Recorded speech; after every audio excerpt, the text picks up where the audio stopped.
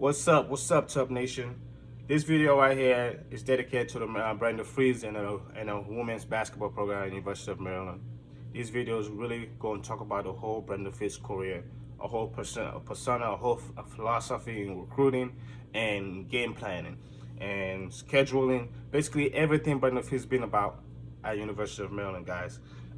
It's going to be kind of a little bit longer video, but I'm really going to try to understand why Brenda Frese had such a quick rise in winning that early national championship for Maryland in 2005 to 2006 season when she won that championship.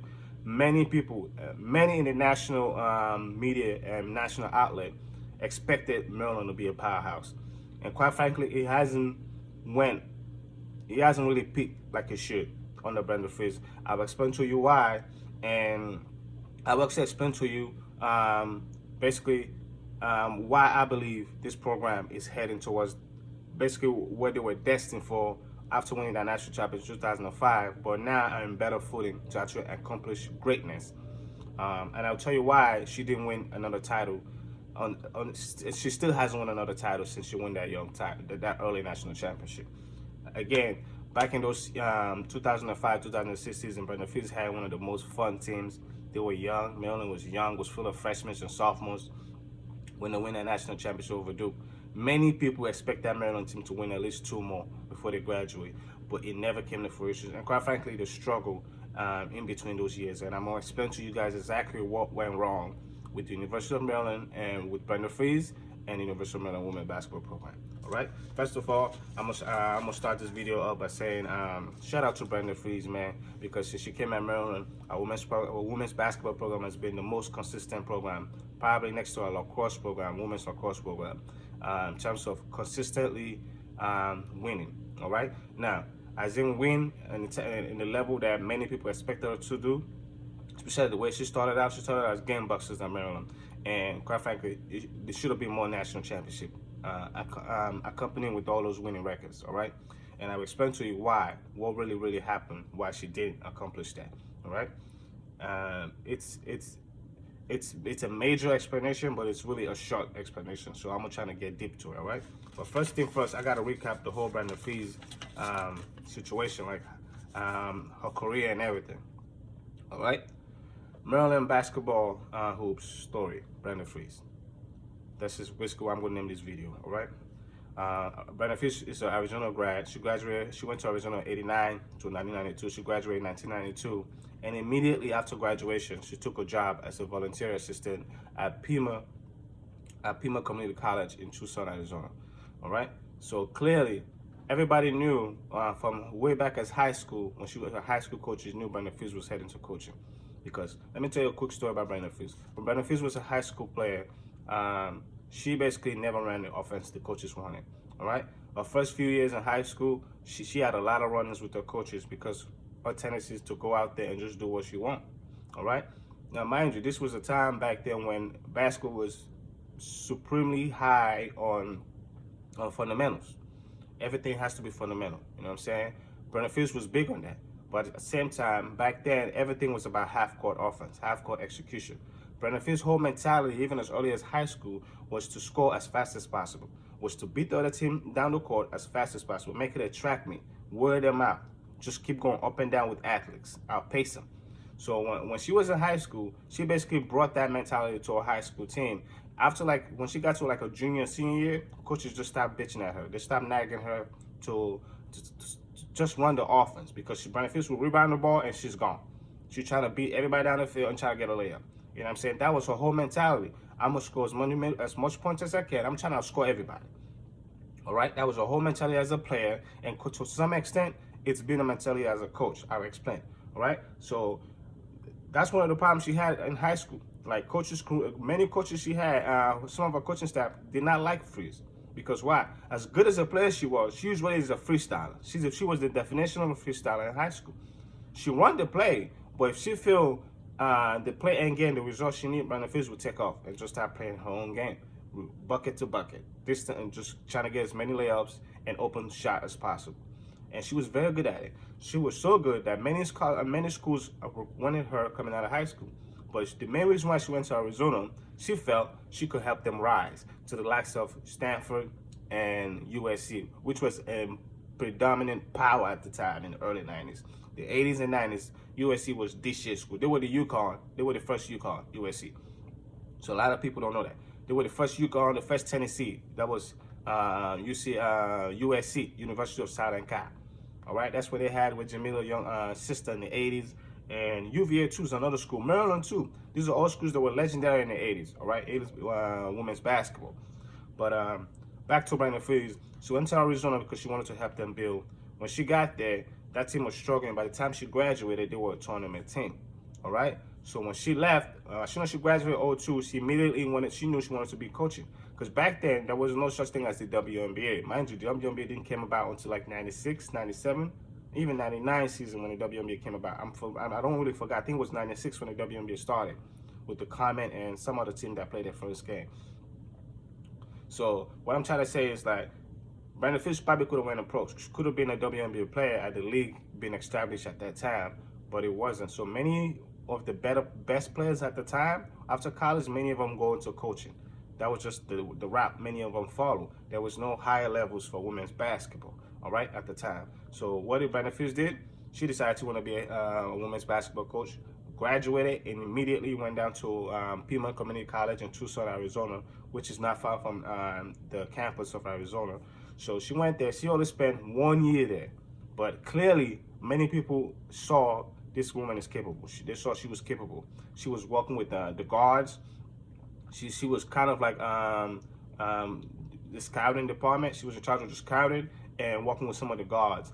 And clearly, many of the fellow coaches she was in that staff with knew she was a rock star when it happened. She was going to be a rock star. So that following, after that 1 year she spent at Pima Community College, Kent State immediately hired her.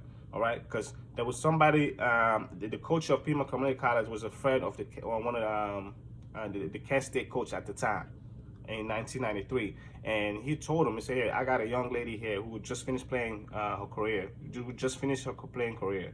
I think she's going to be a big-time star in the coaching game." And of course, the Kent State head coach at the time decided to give Brenda Frese an interview.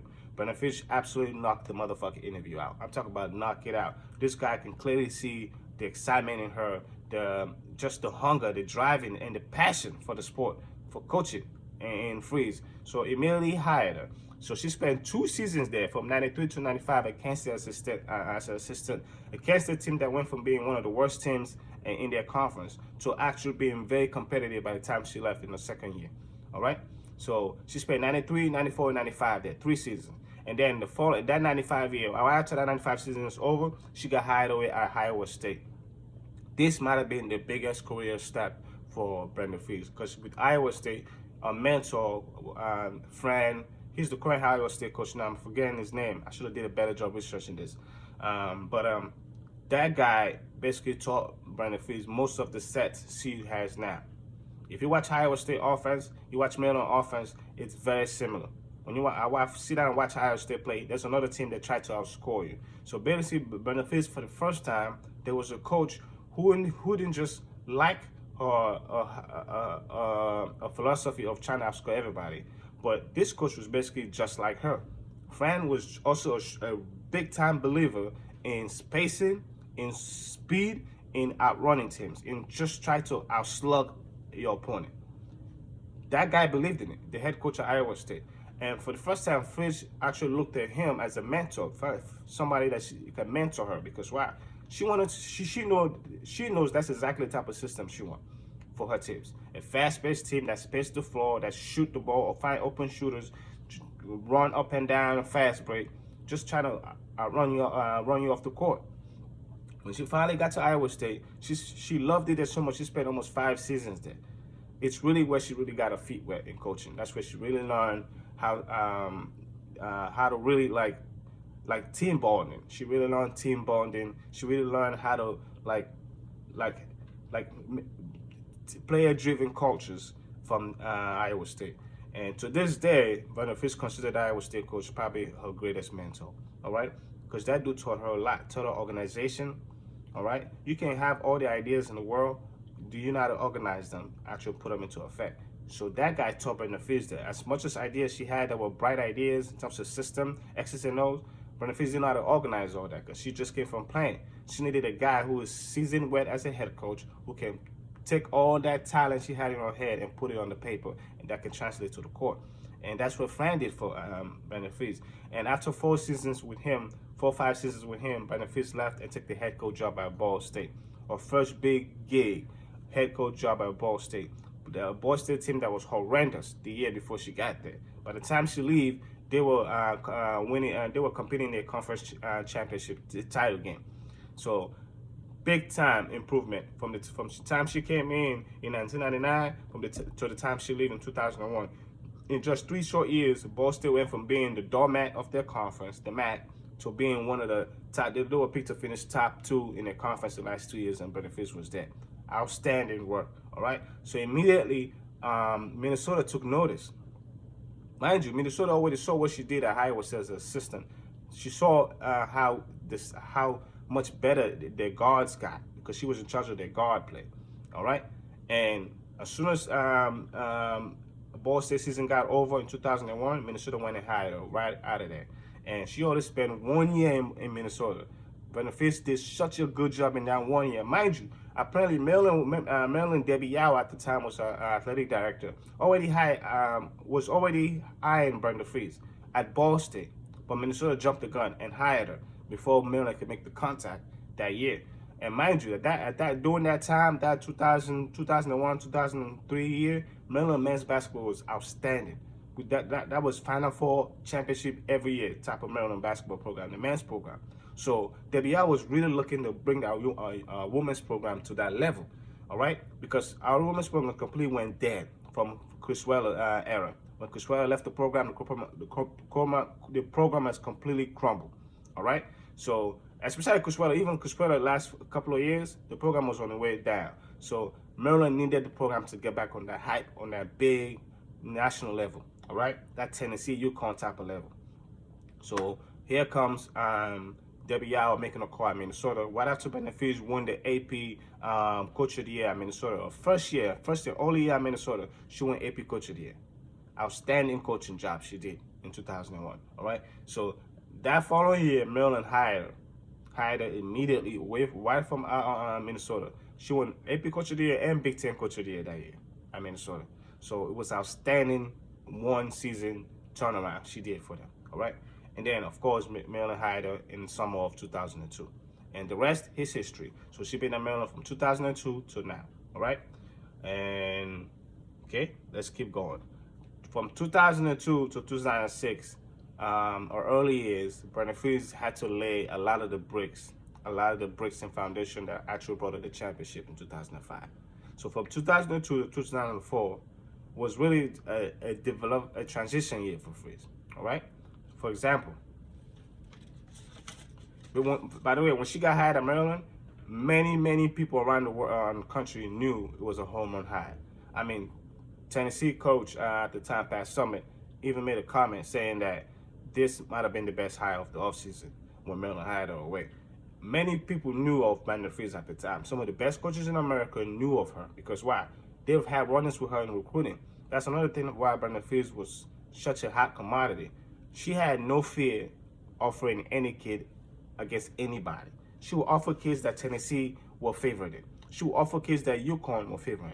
Like, she didn't care. She would offer any and everybody. Even when she was places like Ball State at Minnesota, Frese was doing this. So some of those coaches, while she didn't get most of those recruits, many of those coaches were aware of her. Because you have to have you got to have confidence. You got to have balls, all right? No fear for you to offer a kid that Pat Summitt, Gino Auriemma, and those guys offered in back then. So Brenda Frese was doing that type of thing at Ball State, at Minnesota. So people saw those coaches like Pat Summitt, UConn, Stanford coaches, the Notre Dame coaches. They saw it. They was like, yeah, this woman's gonna be a star. And Maryland went and got her. Big time hire by Maryland at that time. All right. Now, let me tell you about Brenda Frese's earlier years. All right. In the first year at Maryland, mind you, when she took over the job, Maryland was just coming off of a 14-17 season the year before. So when she came in, just 3 games under 500. When she came in, she won 9-12 her first year in 2002. Her first season in college ball. But however, that first season laid the bricks to what the program was going to become, and which is national championship in 2005. Because her first recruiting class had arguably the best leader this program ever saw. Like, to this day, I don't think Maryland has had a better leader. I think that's another thing I really think has been missing from why she hasn't won a second championship. Leadership, all right? That's one of the things. There's many. I'm going to give you guys a couple of things why she hasn't won another title. Leadership is one of them. She has probably the best leader in the history of our program, and that's Shea Duran.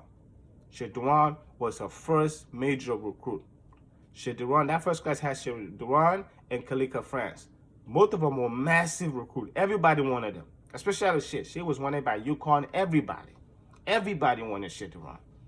But she committed to Maryland. Why? Because Brenda Frese believed in going fast, up and down, getting shots up, as many shots up as you can in the span of a game. That's why she won Shea Duran over. It was no other thing else. It wasn't because Shea Duran liked them more, like some people were saying. No, it was strictly about X's and O's. Shea Duran knew when she come to Maryland, she's gonna be able to get up about 20, 30 shots a game. She can shoot how she won, when she won, whenever she feel like. That was the appeal at Maryland. And that's exactly what happened that first year when she came. The girl was shooting basically 20 shots a game. Wasn't really super efficient, but she was deadly, meaning that she was clutch. Shea Duran, you need a big shot, Shea Duran would hit it. Man, I still miss that woman. But yeah, that first class, Shea Duran was the stepping stone, was the class that set her apart. So that first season, she went 9-2. All right, 9-12. Shea Duran's first year as a freshman. They struggled. All right. Now, that second year in 2003, Maryland went 20-13, 7 games over 500. They made it to the NCAA tournament for the first time in 5 years because of Brenda Frese. All right. For the first time in 5 years, they made it back to the NCAA tournament. They haven't been into like the 90s. All right. When she came in, second year, she made it to the NCAA tournament. They were 16-4 at home her first year. A second year in Maryland. All right. Now, that started off a trend of domination at home. All right. That's basically is the way how Brenda Frese used to rise up. She makes sure she took care of the home. That's how she built the ravaged fan base that Maryland women's basketball have to this day. They have a very, very tough following. There's a good number of people that will go anywhere Maryland women's basketball go to watch it.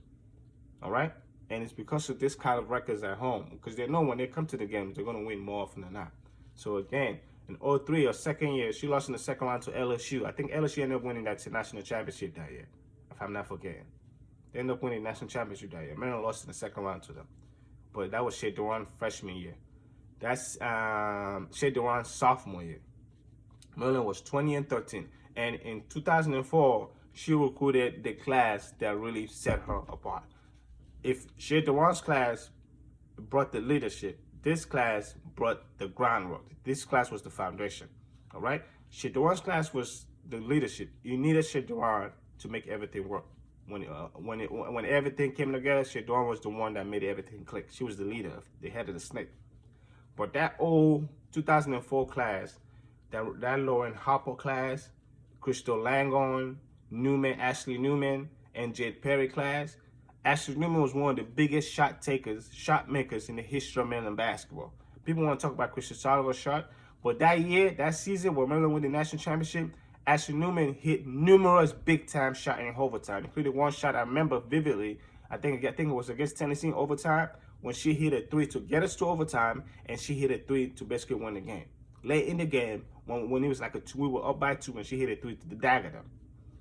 Ashley Newman was a massive big-time shot taker and maker. She was hurt a lot at Maryland, but when she was healthy, that woman was a deadly shooter. And then you have Jade Perry, who was basically our shot. When we brought her in the game, was to be physical, to draw fouls and to foul hard. And she did it good, and she had a touch.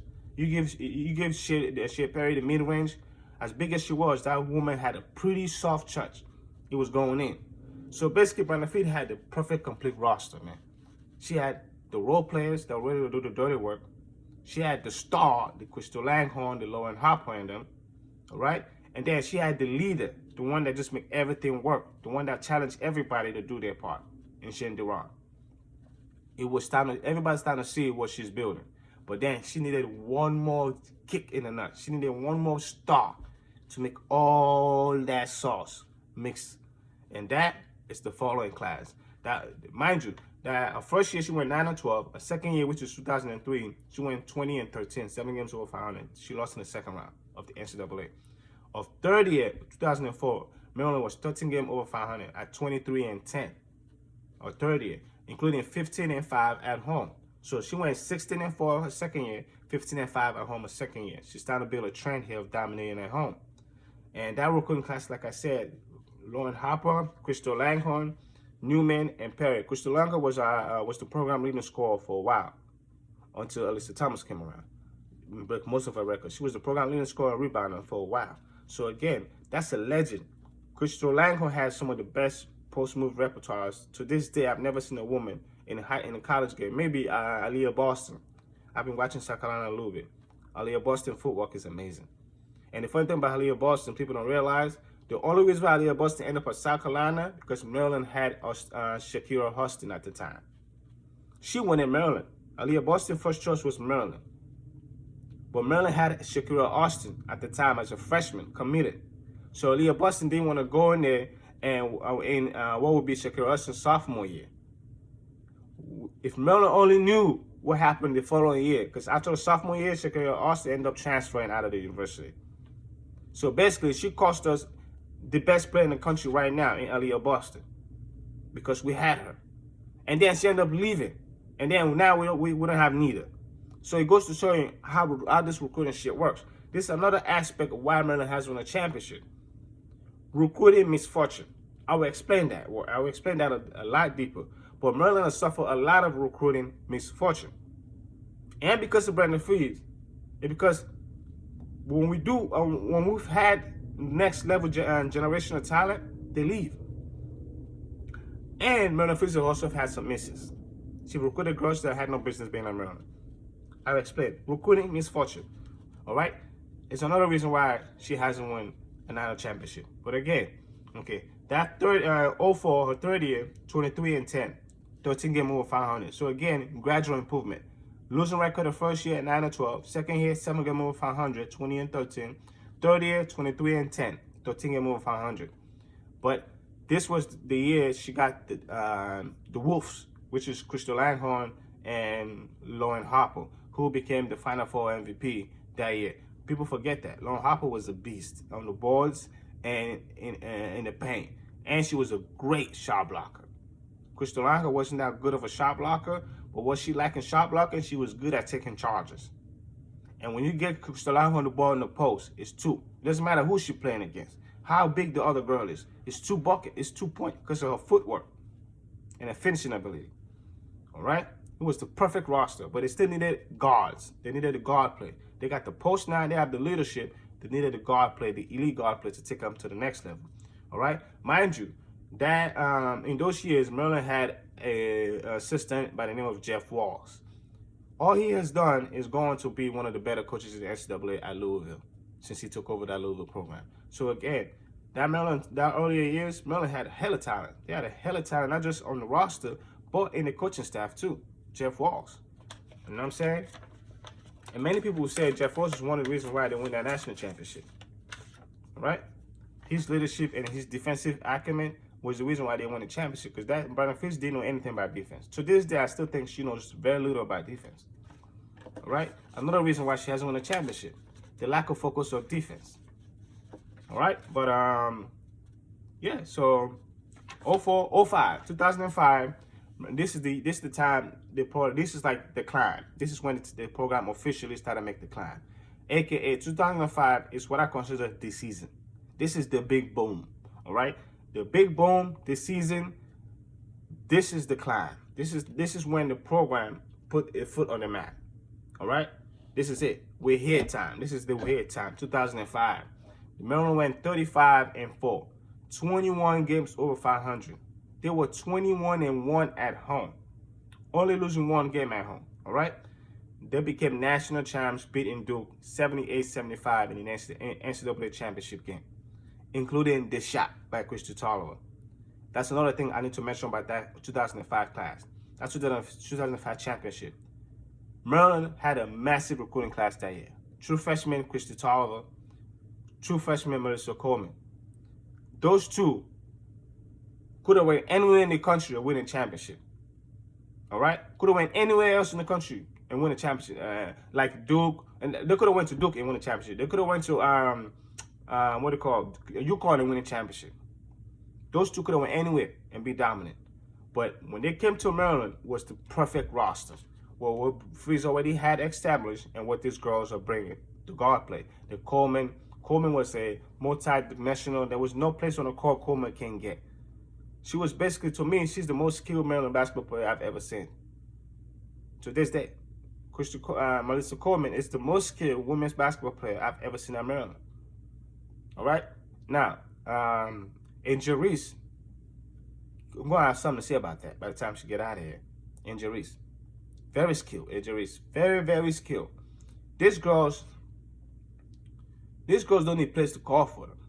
They can get buckets because they're skilled. They know the game. All right?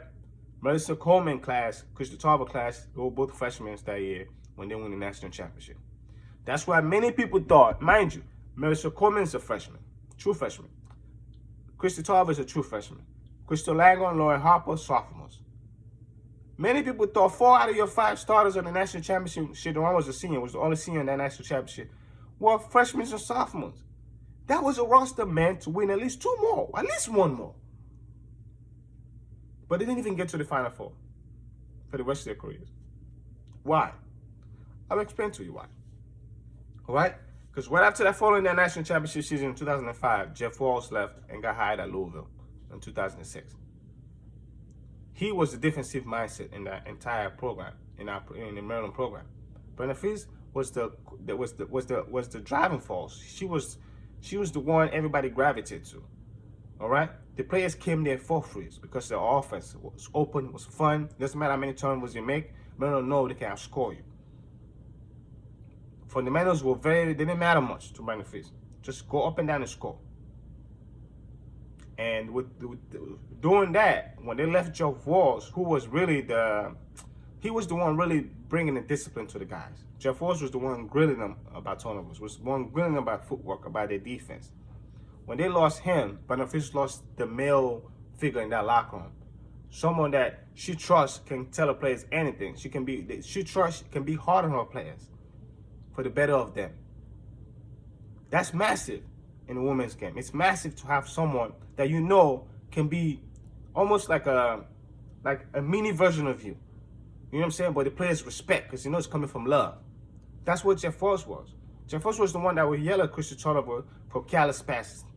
There were times Christy Tolliver's freshman year, he had 6 turnover ball games, 7 turnover ball games.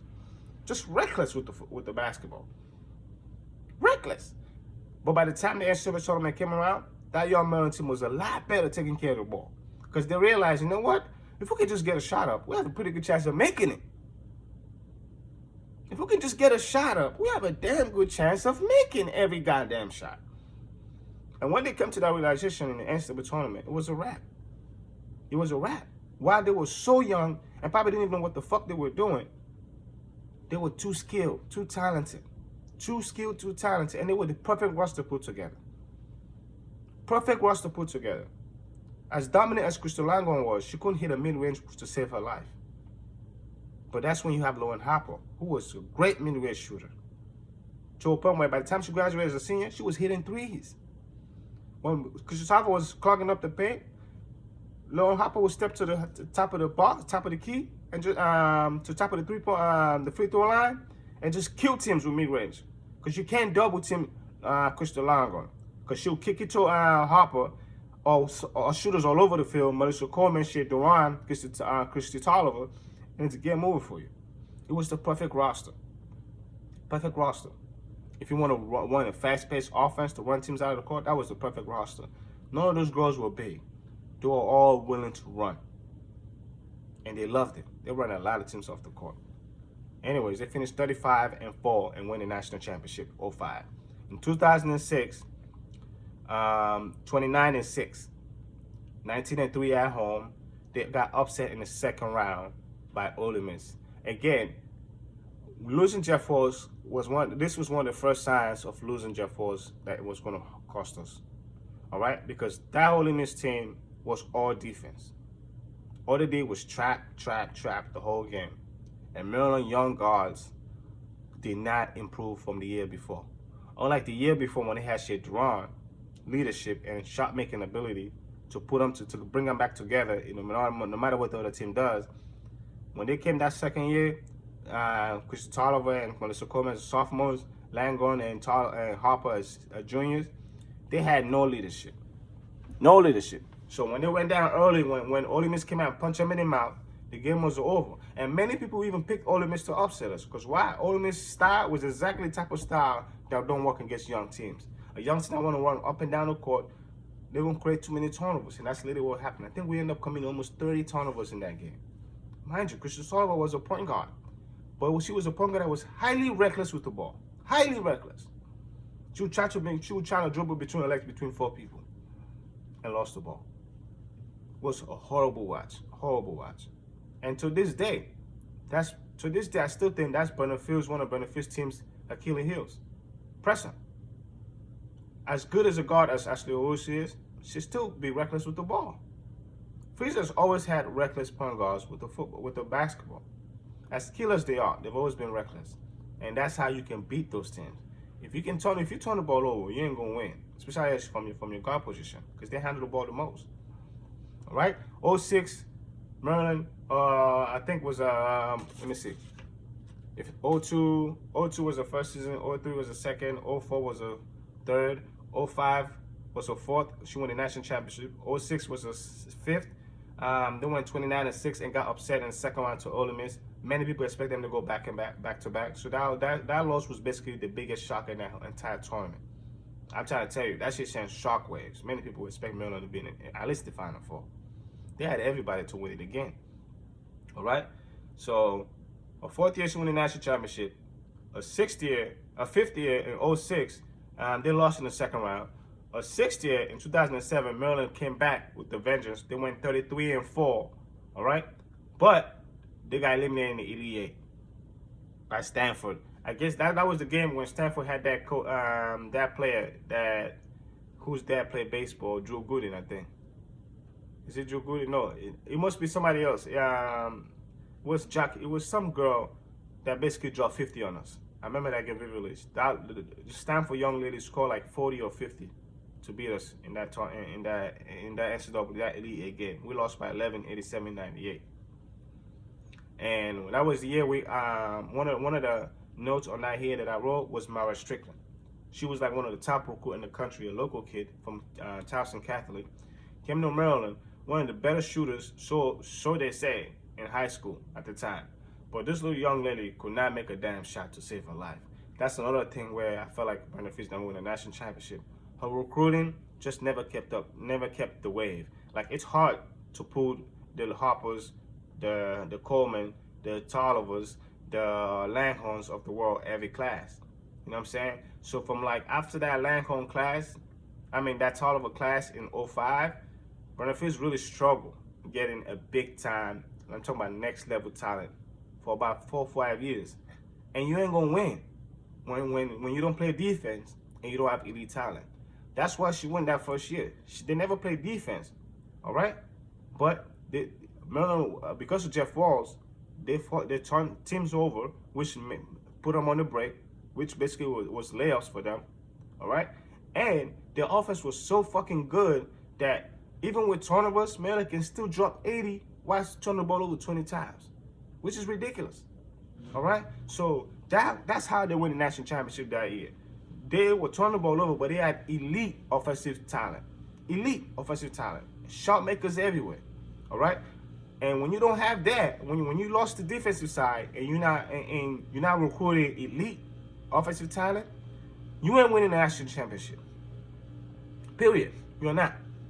Because if you don't have elite talent, you gotta have outstanding defense and outstanding offense to win.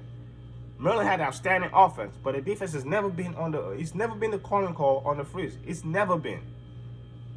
So if we're not scoring elite, we ain't taking care of the ball, we're going to lose because we ain't really stopping everybody. A la Texas last year. That Texas team was a horrible offensive team all year. But they scored nearly 80 points on Maryland in the NCAA tournament game. Can't happen. You can't outscore everybody.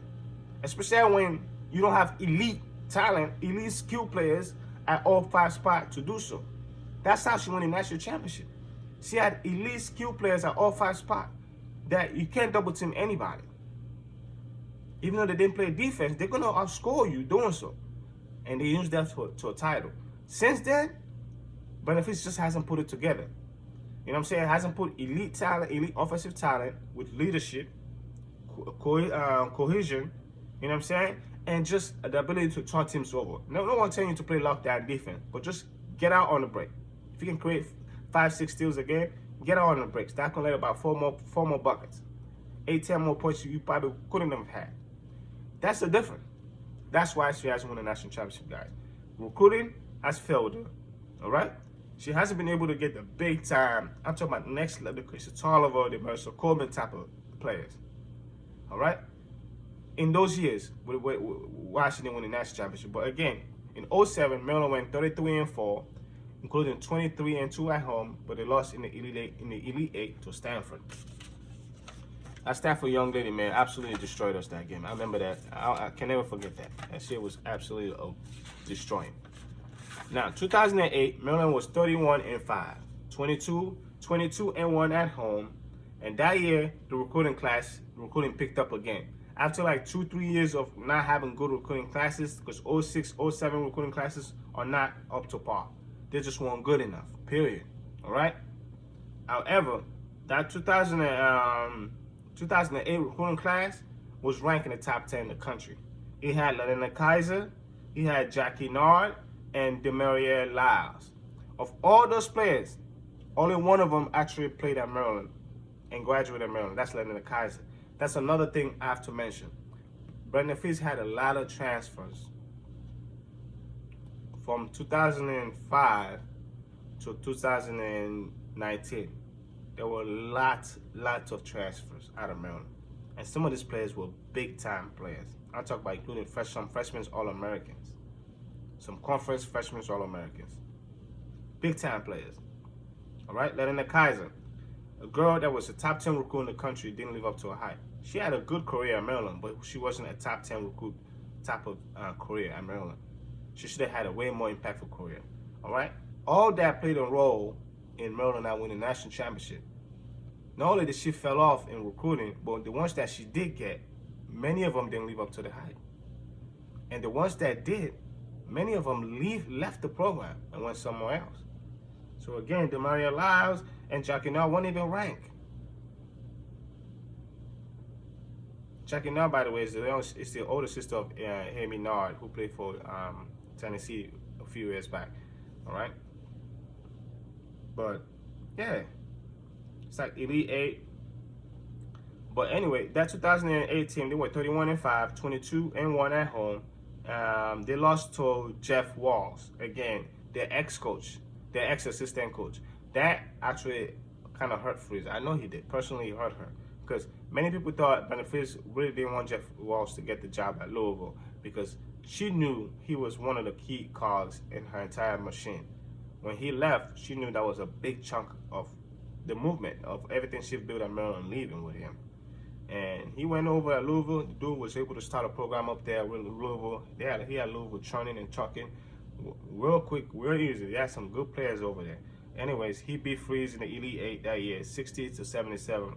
A game really that wasn't that close. They whooped us. All right, it was a 20-point game the whole game. So 2008 didn't end well either. Elite Eight loss. So that's back-to-back Elite Eight losses in 07 or 08. 07 to Stanford. And in that game, Stanford lady dropped like 40 points on us. Mind you, this is all after Jeff Walls already left after the national championship year. So 06, 07, 08, no titles, no Final Fours. With the roster that had Krista Tolliver, Langhorne, and all of them as juniors and seniors, shouldn't fucking happen. Okay? Now, 2009, this is the downturn. This is when the program started to show signs of leakage, of too many subtraction, too many people leaving, coaches, assistant coaches leaving, going other places, players transferring, poor recruiting choices, like poor recruiting, what it called, scouting, that some of these players didn't work out. But 2009 was the first year that things were going downhill. All right, mind you, what his name? What's his name? Christy Tolliver and Melissa Coleman already graduated in 2008. So 2009 was supposed to be the year of what the program shows the next phase of the next stars of the program. But it didn't go as well, because that year the recruiting class was Dara Taylor, Tiana Hawkins, Essence Townsend. Of all those girls, Hawkins became arguably she became a legend at Maryland, and she was one of the more unheralded recruits in that entire class. She was from Riverdale Baptist. Barely was recruited at all until late. She was like a late bloomer. She really didn't bloom until her senior year, because she was a public school kid her first 3 years in high school. Then she transferred to Riverdale Baptist her senior year, and Maryland caught her attention because of her tenacity on the balls. At that time, she was chubby, a little bit overweight, but Maryland knew if she's playing like that with her size, she's this tenacious. Man, I can only imagine what she can be if she actually get in the weight room, college weight room, and lose some weight and get in shape. And that's exactly what happened. Tiana Hawkins became one of the greatest players at Maryland, not because of sheer production, but because of where she came in and how she left. When she came in, it was so unheralded. By the time she left, she was a WNBA draft pick, and she's still playing in WNBA, one of the longer tenures in the WNBA of any player right now. All right. Dara Taylor was our top recruit that year, a guard, but that little girl really couldn't shoot, couldn't pass, couldn't do anything. First of all, from the early days, it was a horrible choice. The only reason why she came to Maryland, because Maryland, Brenda Frese wanted a McDonald's All-American. It was an image thing, a pride thing. There was no scouting done for that girl. That girl did not belong at Maryland. She couldn't shoot, she couldn't pass. She had no business being at Maryland. She ended up transferring to Georgia and ended up having a good career there. But she was no way at Maryland. All right. Now, the funny thing about Dara Taylor was, as bad as passer she was actually very good at taking care of the ball, something Maryland point guards haven't done under Frese. But because she couldn't score, she's not really a flashy guard. She just didn't look. She looked out of place at Maryland. She needed to go to a system that was more half-court. Maryland wanted to run up and down, outscore you with athleticism, and she wasn't that. And Essence Townsend was the 6'7" post player. She ended up getting married to Alex Lynn. She's actually Alex Lynn's wife right now. The tough man, the one Alex Lynn that played for the men's basketball team at the time, ended up getting drafted first overall by the Phoenix Suns. Yeah, that Alex Lynn. He actually dated Essence Townsend. They're actually married right now. I'm not sure if they're still together, but I know they were married and engaged and all that. But that year, 2009, was the first year Maryland showed signs of leakage, and I'll show you why. Because that championship roster is basically all gone now. All of them left, and that next wave of crop of players just was a no-go. Just didn't work. The Maryland ended up going to the NIT that year. They missed the NCAA tournament. For the first time under Brenda Frese, they missed the NCAA tournament, guys. And of course, 2010 was the year Maryland said, okay, this is called the get-back season. 2010 is the get-back year, not just in recruiting, not just in record-wise, but everything about the program. Because Brenda Frese can tell at this point, the program has stalled. Like the trend that they were heading at, which was an upward trend, has stalled, and it's become more of a downhill trend now. And she needed to change it. And one of the things she did was she completely changed her recruiting philosophy. And I'll explain. Brenda Frese is a strong believer in players from public schools, players from schools where they are the go-to man. Most of Brenda Frese's best players didn't play AAU ball. They were not in the circuit at all. The ones that were in the circuit, I guarantee you, didn't work out at Maryland. Christy Tolliver was never an AAU player. She was basically taught by her father, who was an NBA coach.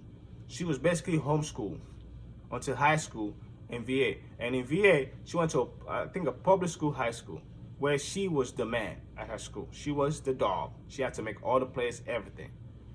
And Brenda Frese learned a lot from recruiting Tolliver, that the players who are from those kind of backgrounds, whether it's coaches' kids or they have parents who basically been part of their whole development, their athletic development, are way more better than the players who get all that hype in AAU for doing stylish plays, for making fancy layups.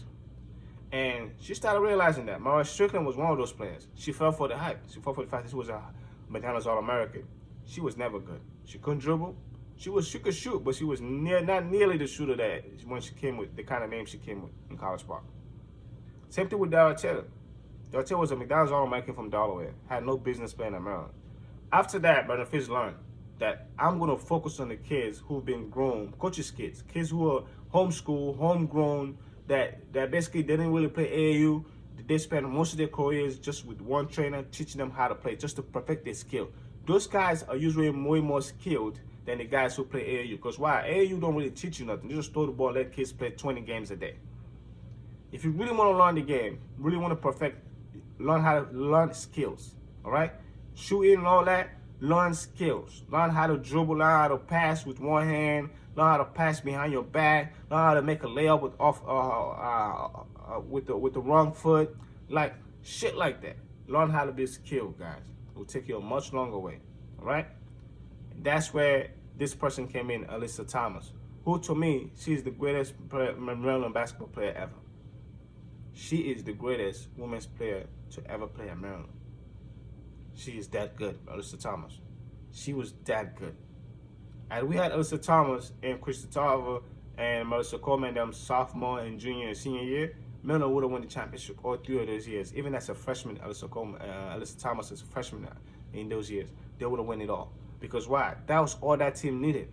Was a woman that would just lead them. Alyssa Thomas was the leader. But unlike Shea Duran, she wasn't just a leader. She was also the go-to. She made us go. She didn't just bring us together, but she was the driving force of the engine. That's what made her the GOAT. When she retired, she was the leading rebounder, leading scorer, leading everything at Maryland. Everything at Maryland. All right? So, again, that 2010 season is Alyssa Thomas, freshman year. Maryland went and recruited her from Pennsylvania. Basically, she didn't play AAU ball at all. She was basically trained and coached by her mom. Her mom taught her everything. They put her and her brothers. Her brother, she actually have a younger brother that ended up going to Wake Forest. So their parents did an outstanding job. Neither of them play AAU ball. They learned all the skills at home. Alyssa was highly skilled, can do it all. All right? So again, that class was the class that put us back on the map in terms of national recruiting. All right? So Alyssa Thomas, that class had Alyssa Thomas. They had Whitney Bays, outstanding player. I don't even know what happened to Whitney Bays. Whitney Bays was from West Virginia, Huntington Prep. Outstanding player. Everybody wanted Whitney Bays. She ended up coming to Maryland. All right? Lauren Missy basically had a game when she played against Skylar Diggins. She played against Skylar Diggins in high school when Skylar Diggins was the top player in the country, and Lauren Missy was a junior. Lauren Missy ended up scoring 50 points in the game when Tyler Diggins scored 40. One of the best high school games ever watched on national TV. The game was on ESPN. Lauren Missy showed as a high school senior in Jersey that she was a baller. Lauren Missy would have been one of the better, she was one of the most skilled high school recruits Maryland ever had. She was highly skilled, but she never stayed healthy. Again, that class had Whitney Bays, Lauren Missy, Elisa DeHaan, who was the daughter of, rest in peace, some WNBA player I'm forgetting who passed away. She was the daughter of her, and another girl who was a McDonald's All-American who didn't live up to the hype. All right? Lauren Missy would have lived up to the hype, but she was still injured. So in a way, she didn't live up to the hype. Whitney Bays ended up transferring out of the program. All right? Natasha Cloud, she's playing for the Mystics now, a local team right here, and she's one of my favorite players on the Mystics. But people forget, she actually committed to Maryland out of high school. Came to Maryland her freshman year, but she literally left a few months after that. She was never comfortable, guys. She was from the hood in Pennsylvania. She basically, people don't realize, Natasha Cloud has always been ratchet. She's always been very ratchet. She just looked pretty and all that, but she has very edgy, ratchet street to her. And when she came to Maryland locker room was really much of a softy, family-oriented. She just didn't fit in. And quite frankly, even then, I'm sure she peeped at sexuality. She was a little bit gay. And I'm sure Maryland at the time, Brenda Frese had a very feminine locker room atmosphere at that time. including makeup, all that, women doing makeup. Just it's a lot of feminism going on. So I'm sure Natasha Cloud probably felt out of place being at Maryland. Nothing that the staff did or Brenda Frese did to her. When you go to a school, a team that just love each other, they're caring for each other, who basically look at each other as sisters, and here you come with your faggot ass ways, it ain't gonna work. It ain't gonna work. So I can see why she felt out of place and left the program. But she ended up doing great for herself. She's in WNBA now, and she's been in WNBA for a few years now. All right. But the thing was, she was actually one of my favorite recruits in that class. With her, Noah Missy, Alyssa Thomas. It's crazy how they're the only ones that stayed. Well, Natasha Cloud left too. But anyways, 2010, Maryland finished 24-8, including 14-4 at home. They lost in the second round to Georgetown. All right, that was the year, like I said, where Merle Strickland, I remember that game. Merle Strickland ended up leaving the program after that. Merle Strickland basically went like 0-10. Cost us the fucking game. All right, Georgetown whooped the shit out of us, 57-79. Alyssa Thomas was a freshman. But you can tell she was going to be a star, but she just didn't have nobody around her. All right, Brenda Frese knew that. I'm sure she knew that too, but she probably ended up realizing even more the following year.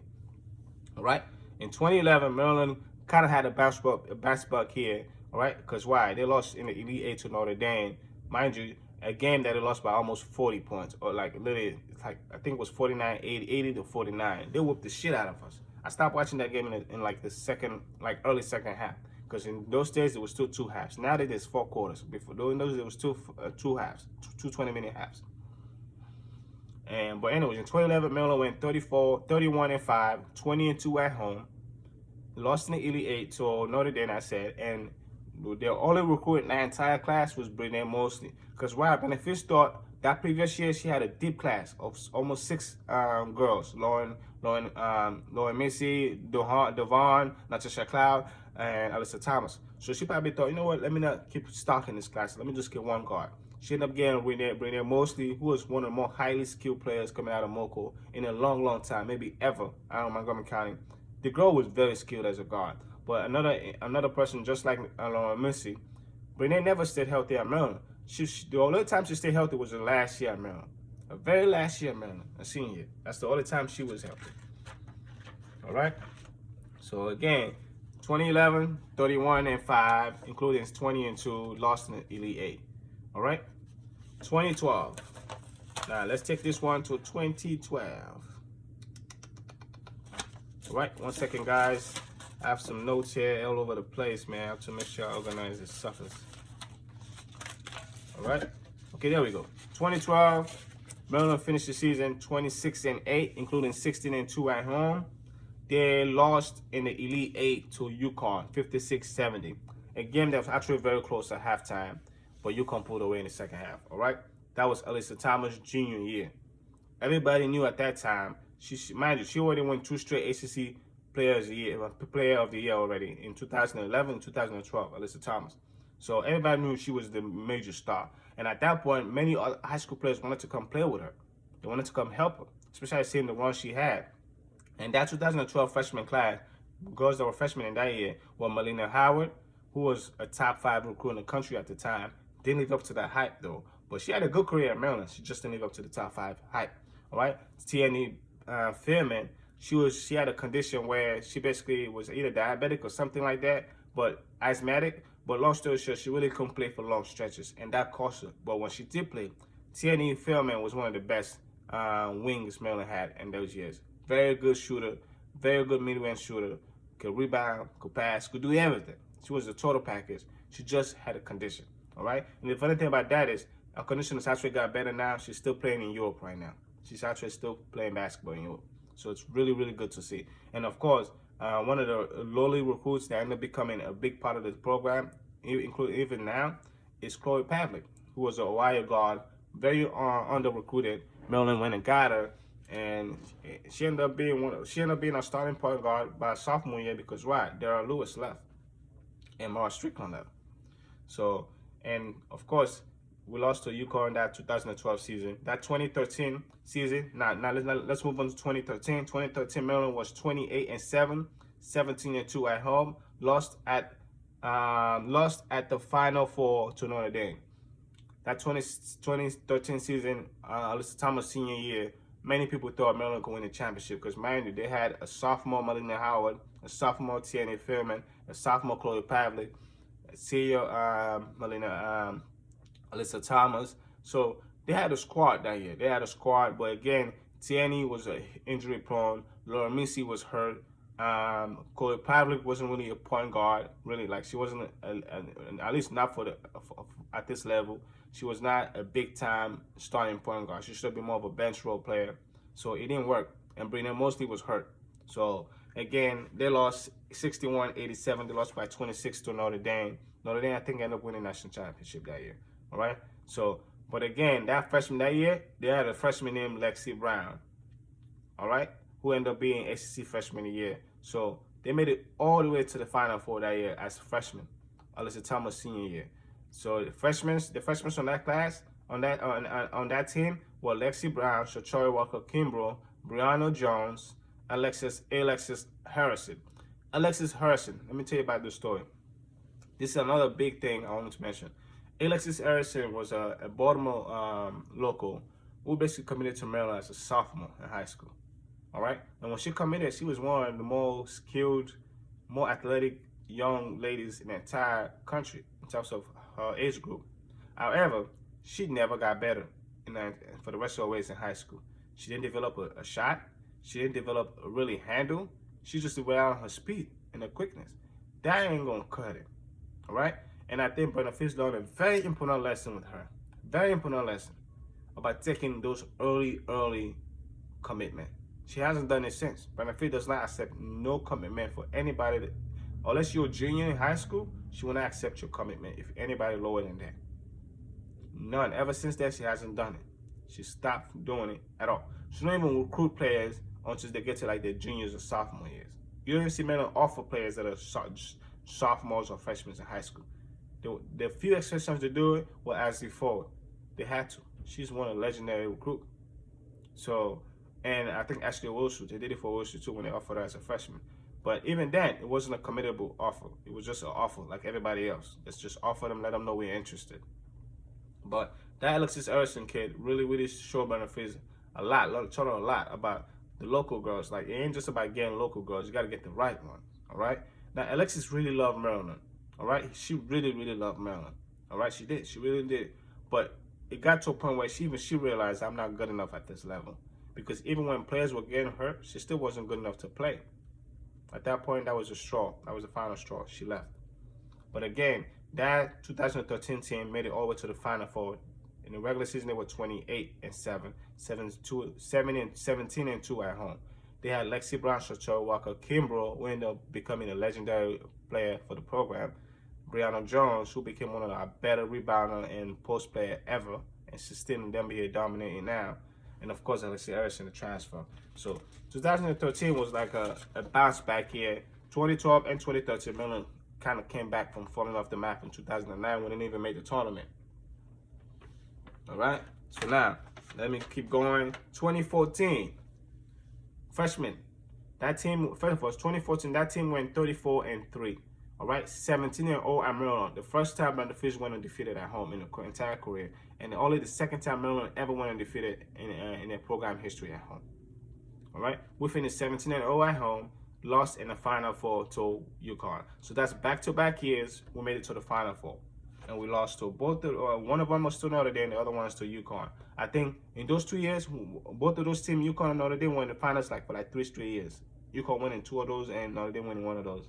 So Maryland was right in there in those 2-3 years. From 2012, 13, and 14, we were right there. Right there. That was the closest Brenda Frese really came to building a dynasty. Because as she caught one of those championships, she would have had 2. And she probably could have had another one by now. All right? So it matters, guys. It matters how you recruit and the type of staff you have around you. Brenda Frese never really had another Jeff Walls on her staff. She never had one.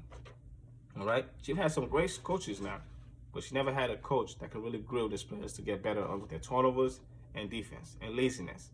Because that's a lot of times that's what cost Maryland in big games is the things their fundamentals just fail them. They turn the ball over, they don't box out because they are rebounding everybody else, but in a big game they usually get out rebounding.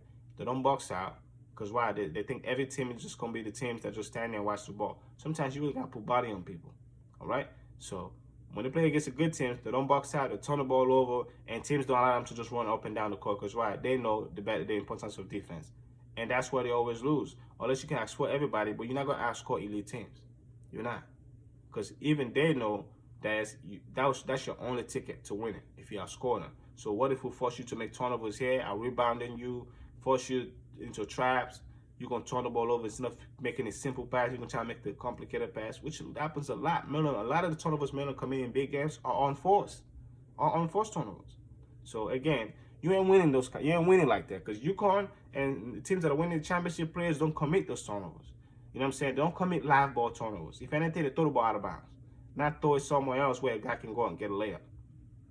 Again, so yeah, that 2014 team were 34-3, 17-0 at home. They lost in the Final Four to UConn. Mind you, this is the first year after Alyssa Thomas. What the name? Lexi Brown was a sophomore this year. That year, 2014. But that 2014 freshman class was also pretty good. You had Kara Lewis, who was the daughter of, Kara Leslie was the daughter of a former NC State player, and Christine Confoy, who became one of our best three-point shooters in the program history, and AJ Ellison, who's also the daughter of another NBA player. But the thing is, AJ Ellison, she was injured when she came in.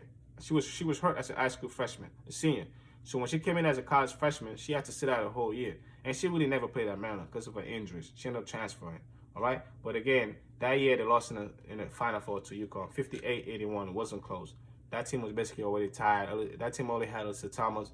By that point, Alyssa Thomas is dead tired, all right, carrying the team. But again, after that year, 2014, from 2015 back to 2018, Maryland basically didn't live up to the hype. They went to another funk, just like the funk they had in 2009 after winning the national championship in 2005 when all the school players graduated in 2008. Maryland, they missed the tournament in 2009. And why in 2015 they didn't miss the tournament?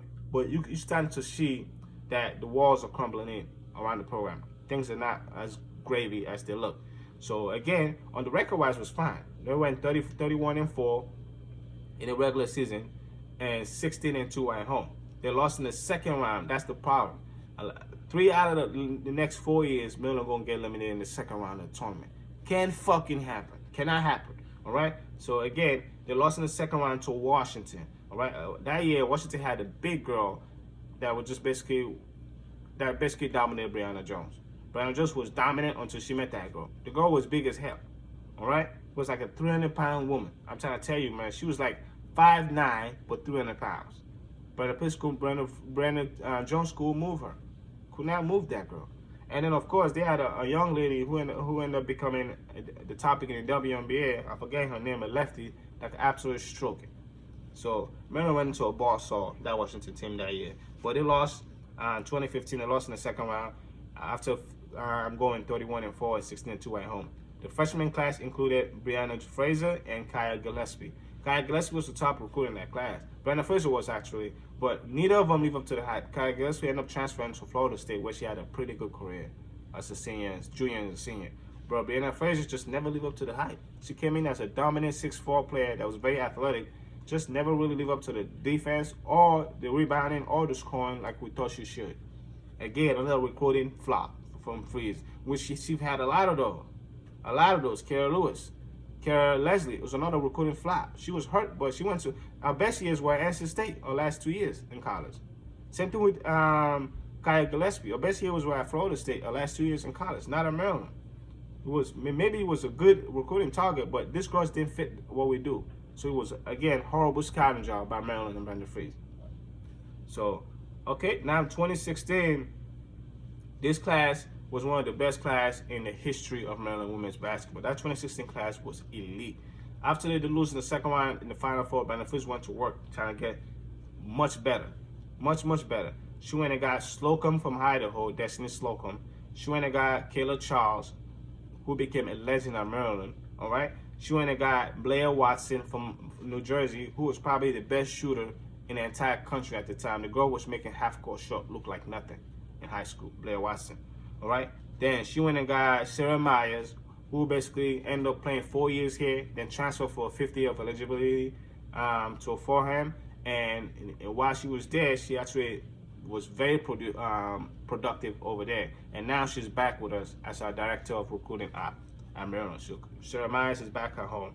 All right. Then of course we have Stephanie Jones, who is the younger sister of Brianna Jones, who was going into her junior year now at the time. So junior year, Brianna Jones about to meet a true freshman sister, Stephanie Jones. All right. And then of course, the last but not least, we have Jenna Statty, a center from Georgia at the time. Very good player from Cumming, Georgia.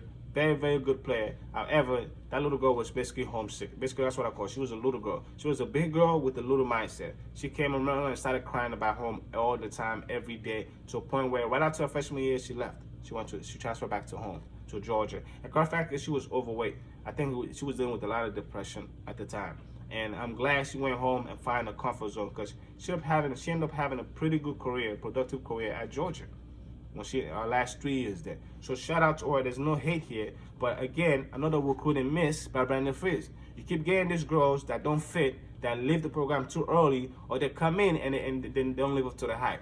That's recruiting misses, man. It's scouting problems at Maryland. That's why Brenda Frese hasn't won. It's leadership, scouting problems, and lack of defense. It's why Maryland has not won a national championship, guys. It's why until these things are all clear up, we ain't gonna win a national championship. But I will tell you what gives me reasons of hope soon. All right.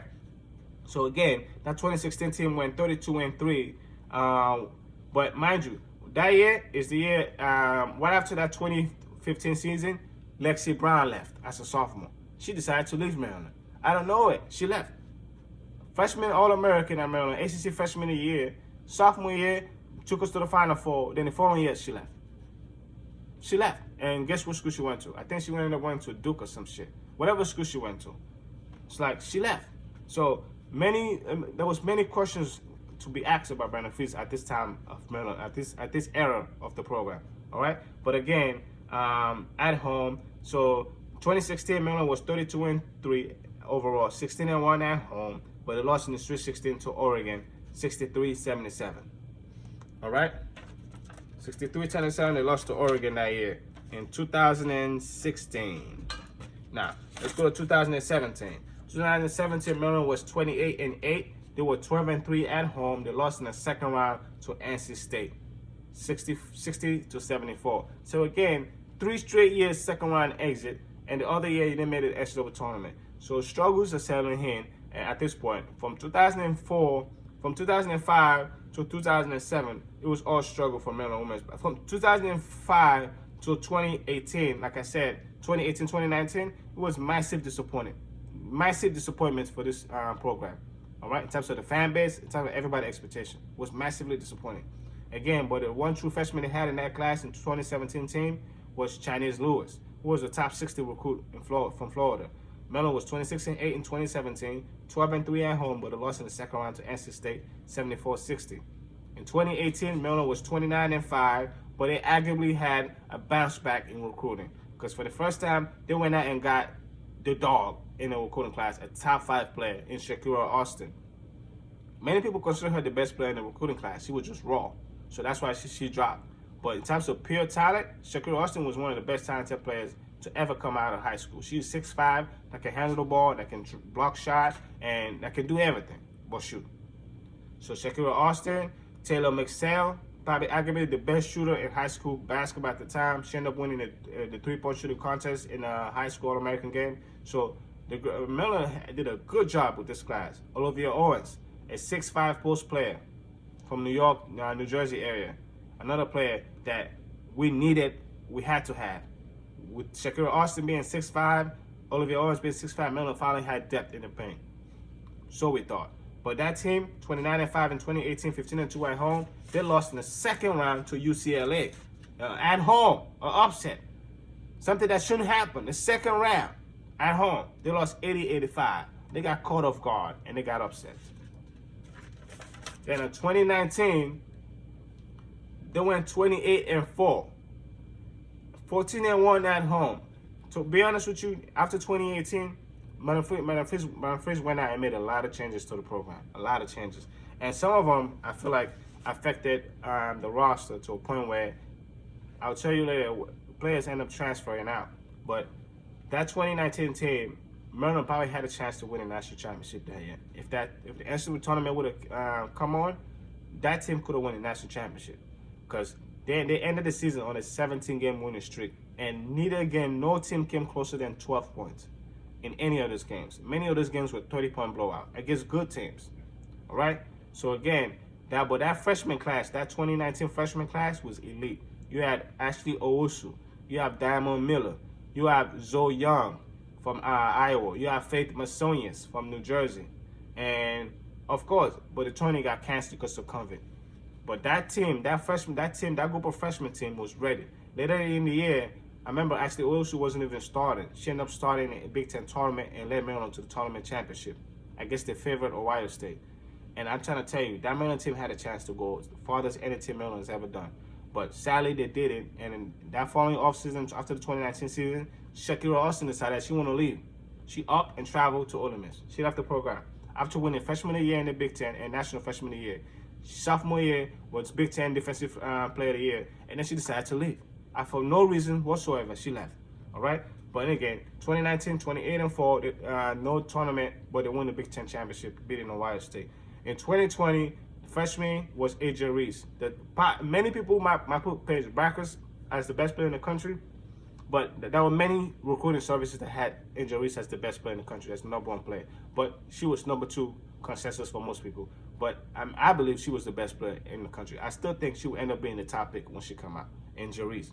But Maryland finished as a freshman, AJ Reese. Maryland finished 26-3. They were 10-0 at home. For the second time in the physical career, she went undefeated at home and lost to the Sweet 16 to Texas, an upset. But again, AJ Reese was hurt pretty much the whole season. Came back the last two games of the season. Barely was healthy in the NCAA tournament game. It would be a whole different ballgame had she been healthy against Texas. A whole different team. But she wasn't. So again, Maryland lost after going 26-3 and 10-0 at home. They lost to the Sweet 16 to Texas. A team that they beaten, Maryland could have had a chance to go to the Final Four last year. But it didn't happen. And of course, this year, 2021, they're 12-4 already, facing probably the toughest schedule in the country. Every loss they've had is to top 10 teams or top 6 teams at the time when they play them. So again, two freshmen this year are Cheyenne Sellers, Emma Chardon. Only two freshmen. So again, meaning that Brenda Frese is setting herself for a massive recruiting class coming up. And I think the 23 recruiting class, 24, the one when they got Emily, the one that got the little twins from Indiana, the Washington Panther kid, the little sisters. Yeah, I think it's that 24 class. But one of this class, Brenda Frese, I expect Brenda Frese to have at least a 5-member class, because the roster is starting to get thinned out soon. Because Ashley Owusu, Diamond Miller, Faith Masonius. Faith got hurt recently. Hopefully she come back healthier than ever. But those girls are all about to be seniors next year, the following year. So Maryland, it's time. Maryland needs to slowly but surely need to start building depth again. All right, because next year those girls will be seniors. All right. So again, guys, that's the Brenda Frese story, University of Maryland women's basketball story. I'll just give you guys the full rundown of this program. I'm a massive fan of Brenda Frese, but I still think there's many areas why these are the areas why I've kept her from winning the championship. She has not had the elite recruits that she's had, like the Krista Tarver and them, who actually stayed and worked and developed and worked to develop themselves and their bond. When she did get them, like the Destiny Slocum, the Lexi Brown, the Shakira Austin, they left. They left the program. So she hasn't been able to keep them. All right? So another thing is defense. Lack of focus on defense has really cost this team. That UCLA game I mentioned, when they lost at home, they should never lost, but defense cost them that game. So again, until Brenda Frese learn, one, the first aspect she's trying to change. Ashley Owusu, Diamond Miller, all these players have stick around. All right? Now, the big thing, they need to stick around next year too. But I really believe if they can stick around for one more year, Maryland has a chance to win it. They will cut down the net. They'll win the national championship with this group, whether this year or next year. But they have to stick around. All right? That's one thing that hasn't happened. That's why she hasn't won one. When she finally had a roster like she has now with Angel Reese, Owusu, Diamond Miller, Faith Masonius, I'm talking about this Maryland squad right now. There's a reason why they started the season top 4. They're as good and deep as any team in the country. But again, they have to stick together. Even if they don't win it this year, if they stick together one more year, next year team, I think they have a chance to actually coming back next year if they all stick together and win it. But that's the problem. That hasn't happened around here in a while. So of course you ain't gonna win a national championship if you don't have continuity in your roster. It's not gonna happen. All right. So Maryland has not had the elite talent that stick together for long, and they've had problems stopping teams when it matters. Defense, turnovers, being locked in. That just hasn't happened for this team. Like that young team in 05 was. They were young, but they locked in. The bigger the game, the bigger the play. They used to have this thing at Maryland called overtime is our time. It basically shows you their mindset. The bigger the game, the bigger the movement, the bigger they want to shine. So that's what this mentality is going to take for the next Maryland team to win the national championship. It's going to take a highly skilled team, 5 cohesive group that really love each other, that's willing to share the ball with each other, that are willing to dive and do the hustle plays, all right? Even if no one tell you to be a lockdown defender, but if you can force teams to turnovers, can force traps, like have an elite shot blocker that can scare teams from coming in the paint. I don't even think we have that right now. And Jerice, as good as she is, I can see her getting called for fouls in the big games because why? She actually do try to swat shit. She don't put her hand straight up. That could be a problem in a big game because all it takes is 1 early foul, 2 early foul, you're off the game, and now we're in shit. So again, why this team is as good as they are, they don't really have the depth in some areas that I would like to see. So if Maryland don't win the championship this year, I hope they stick together, and because I think they can win it if they stick together next year, if not this year. All right? So again, Brenda Frese, this is as good as the talented team she's had here since that fresh national championship team. This overall talent, this group is as good a nucleus as she had in the national championship group. The only difference is I don't think they have a leader, the Shade Dewan type. None of these girls here want to be the alpha dog. That's the problem. Ashley Oshie is too soft. Diamond Miller don't really want to be outspoken. Matter of fact, I've seen her talk more this year than I've ever seen her talk combined. She's talking a lot more and look a lot more braggadocious, Diamond Miller. That's the type of Diamond Miller we need to see because she's elite. Elite in space. Elite in the fast break. Elite going to the hole. So I want to see more of that from her. So I think if anybody has a chance to be the alpha dog of this group, it might be Diamond Miller. Because I think, what's her name? Angel Reese is too much of a wild card to me. She's too much of a wild card.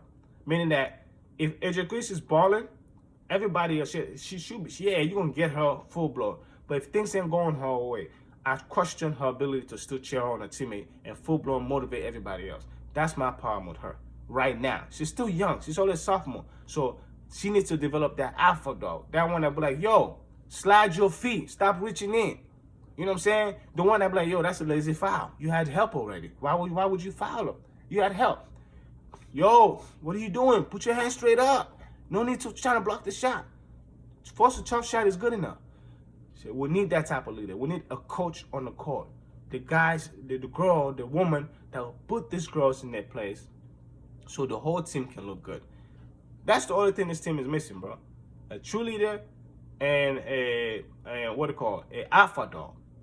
Once they get that, because they got a shot maker. They have shot makers, they have playmakers, they have post up, they have wings that can play inside out. Miller has the full-blown fucking nucleus to win the national championship. But again, these girls have to learn the little things, the defense, the lack of not turning the ball over, the attention to detail, knowing that, okay, this girl right here likes to go left, let's take her left away. This girl right here likes to go right, let's take her right away. This team likes to get offensive rebounds, let's box out. All 5 people box out. This team likes to shoot threes, let's have our hands up at all times. Like, little things. Once these teams learn that, Maryland will win the national championship. Not just soon, but I see them win a couple in the next 10 years. All right? Again, shout out to Brenda Frese. I'm a huge fan of you, Brenda Frese. I'm a huge fan of your program. But I just wish you can treat these girls a little bit more of the fundamentals. Like rebounding, taking care of the ball. A lot of our turnovers were just self-inflicted. If we can clean that up, especially Owoshu's turnovers, clean that, stop trying to force plays. Just make the simple pass, guys. Make the simple pass. We are skilled enough to where anybody on our team can score. Just make the simple pass and let players play. All right? But anyways, I've been talking for way too long, almost an hour, 20 minutes, but it had to be. This is a whole recap of Maryland women's basketball under Brenda Frese, y'all. All right. So again, shout out to my Terps. Shout out to my Ravens. Thank God for you motherfuckers losing yesterday, man. We needed to lose, man. Now we have a chance to get arguably a top 12 pick in the draft. We need that. We need that. Even if we're probably not gonna pick that high, we're gonna trade that motherfucker. But we're gonna get a lot more picks, which we need. We need talent, man. We need talent on defense and talent on our offensive line. And hopefully this offseason we can get that done. Because Baltimore Ravens, we ain't that far away from competing, guys. As for all you crackheads talking about, oh, trade Lamar, we didn't win shit since Lamar went down. With the same bumps Lamar somehow won 8 games with. So I don't want to hear that nonsense. All right? Again, dog, shout out to the Ravens. Shout out to all the DMV faithful. Shout out to anybody who watches my videos, who like my videos, who comment on my videos.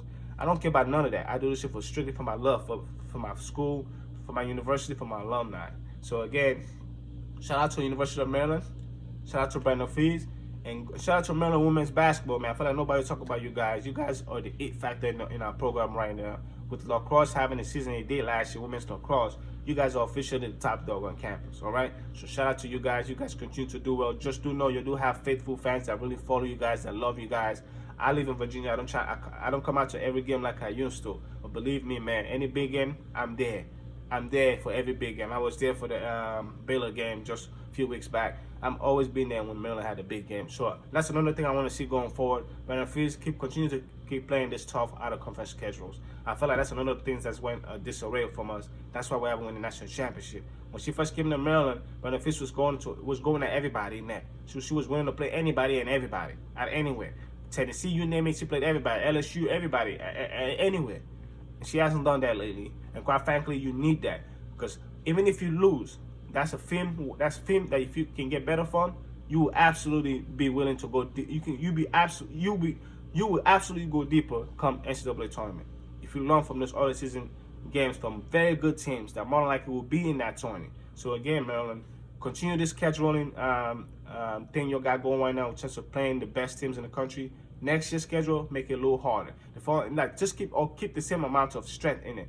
Play the best teams. Don't be afraid to play Stanford. Don't be afraid to play South Carolina. Don't be afraid to play UConn, Maryland. Go play these teams, even if they beat you. That's the only way you're gonna get better, guys.